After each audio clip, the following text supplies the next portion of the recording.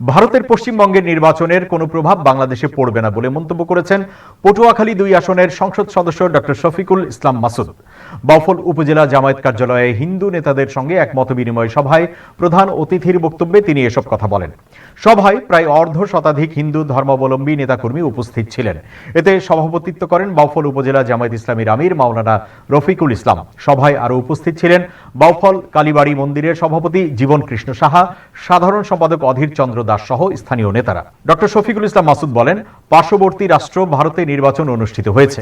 এ নিয়ে বিভিন্ন আলোচনা থাকলেও এটি তাদের অভ্যন্তরীণ বিষয়।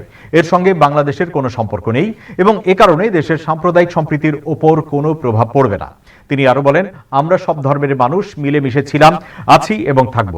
ভারতের রাজনৈতিক পরিস্থিতি নিয়ে তিনি বলেন, পশ্চিমবঙ্গে নির্বাচনকে কেন্দ্র করে কিছু বিচ্ছিন্ন ঘটনা ঘটতে পারে, তবে তার কোনো প্রভাব বাংলাদেশে পড়ার সুযোগ নেই।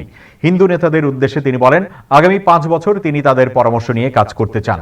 প্রয়োজনে তাকে ভুল ধরিয়ে দেওয়ার আহ্বান জানিয়ে তিনি বলেন, জনগণের সহযোগিতা ও সমালোচনাকে তিনি ইতিবাচকভাবে গ্রহণ করবেন।